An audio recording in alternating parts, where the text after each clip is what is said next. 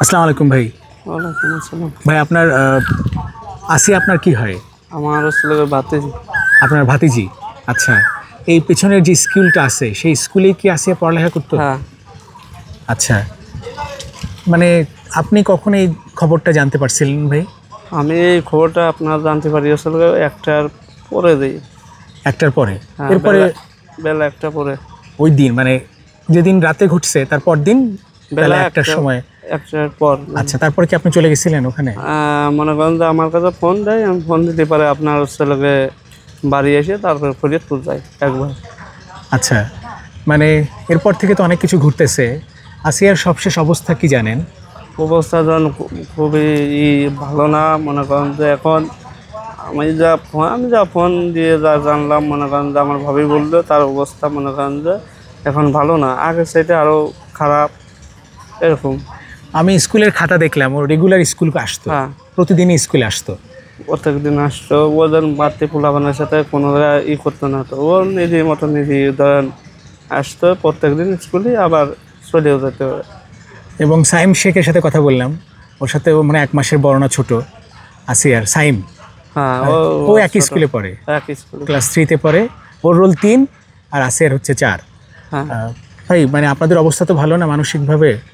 হ্যাঁ, মানে অনেকেই মানুষ আসতেছে, অনেক কিছু জিজ্ঞেস করতেছে। হ্যাঁ, অনেক মানুষ মানে এটা মনে করেন যে এটা বেকায়দা বিষয়। মনে করেন যে অনেক মানুষ আসতেছে, অনেকভাবে করতেছে, অনেকভাবে খালি করতেছে। ঠিক আছে। ইব্রাহিম ভাই আপনি কি করেন? আমি মাঠে কৃষি কাজ করি। আচ্ছা, মানে এরপরে মানে বিচার তো আপনারা চান খুব? হ্যাঁ, বিচার তো আমরা চাই।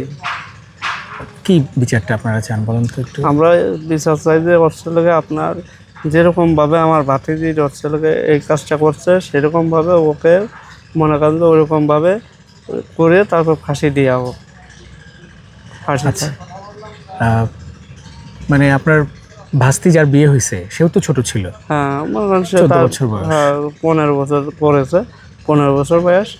সে তার সাথেও তারা ছেলেকে মানে নির্যাতিত, মানে ওর সাথেও একটা খারাপ কাজ করেছে কেটে না আপনার, ওর মারাধরা করেছে, ওর ভয় দেখাইছে।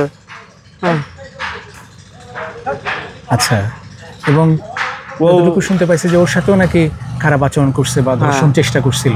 না, দর্শনের কথা বলে নাই, ওর জড়াই ধরছিল এই বলেছিল। ঠিক আছে, তা আমরা বলছি যে অনেক সময় অনেক রকম হয়ে থাকে।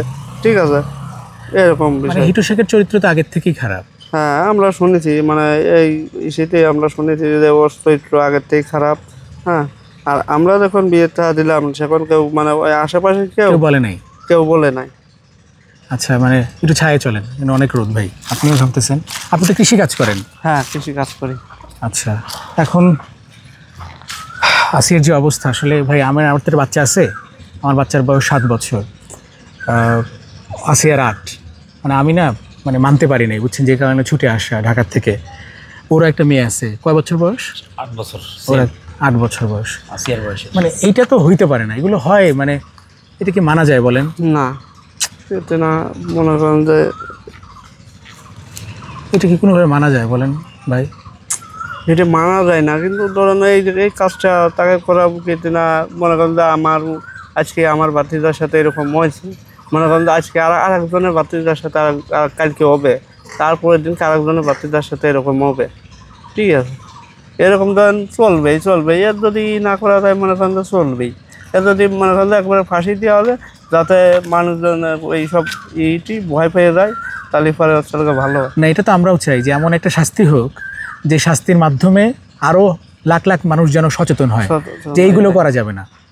কারণ এই বাচ্চার সঙ্গে যেটা হয়েছে, আমার বাচ্চা আছে, যে ভাইয়েরও বাচ্চা আছে, আবার যে হুমায়ুনের বাচ্চা আছে, আপনার নিজেরও বাচ্চা আছে, একটা দেখলাম ছোট বাচ্চা আছে 3 বছর না 2 বছর বয়স। ভাই আমরাও চাই ওর সর্বোচ্চ শাস্তি হোক এবং অল্প সময়ের মধ্যে হোক। আপনার মা বলতেছিল যে ঈদের আগেই যেন ফাঁসিটা হোক। আসলে ভাই আপনাদের তো সান্ত্বনা দেওয়ার মতো ভাষা নাই, কারণ যার হারাইছে সেই বোঝে। এখন আমরা কিছু বলতে পারবো না। তবে এই স্কুলে আসছিলাম, স্যাররা আপনাদের পক্ষে আছে, স্যাররা আপনাদের কথা বলতেছে। ওদিকে ঢাকাতে নয়ন ভাই চেনেন কিনা, উনি তারেক জিয়ার মাধ্যমে কথা বলছিলাম, ওখানে ছিলাম ঢাকা মেডিকেলে আমি ছিলাম তখন। আমি ওটা নিয়ে একটা করছি। ঠিক আছে ইব্রাহিম ভাই, মানে এই স্কুলেই পড়তো ক্লাস 3-তে? হ্যাঁ, এই স্কুলে ক্লাস 3-তে পড়তো। স্যাররা বললো খুব দৌড়াদৌড়ি করতো, হাসি খুশি ছিল, মানে প্রাণবন্ত একটা মেয়ে। ওই বয়সের বাচ্চা যেরকম করে, এখানে দৌড়াবে, এখানে ঘুরবে, এখানে আড্ডা দিবে, একটু খেলাধুলা করবে, বাচ্চা তো। হ্যাঁ হ্যাঁ। এবং আমি খাতা দেখলাম ভাই, রেজিস্ট্রি খাতা, ওর প্রত্যেকটা দিনও আসতো। হ্যাঁ।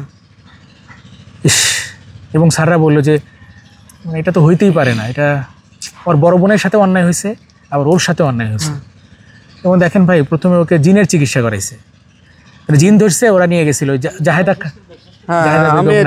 আমি এটা পরে যে শুনলাম, ঠিক আছে, আমি এটা জানি না, আমি পরে যে শুনলাম, ঠিক আছে, তারপরে আর জানি না, মানে তারপরে আমি আর জানি না এই বৃত্তান্ত কোনে কি না, তো মনে করেন এটা আমি জানি না। আমি এইটুকু জানি যে ওই ফরিদপুর থেকে আমার মানে ফোন দিলে যখন ভাবি, আমি সেই সমাধান জানলাম, ফরিদপুর গেলাম, ফরিদপুর থেকে আবার ঢাকায় গেলাম। ঠিক আছে। প্রথম গিয়ে কি দেখলেন আপনি? প্রথম যায় অবস্থা তো খারাপ, কেটে না, গলায় দাগ রয়েছে, আবার শুনেছি যে ওই রকম অবস্থা, এই বেটা গলায় দাগ রয়েছে, মনে করেন এইভাবে আমি দেখে ওইটা সরিয়ে আসছিলাম, আমার মাথা ঘুরতেছিল, ওইটা দেখে আমি চলে আসছিলাম।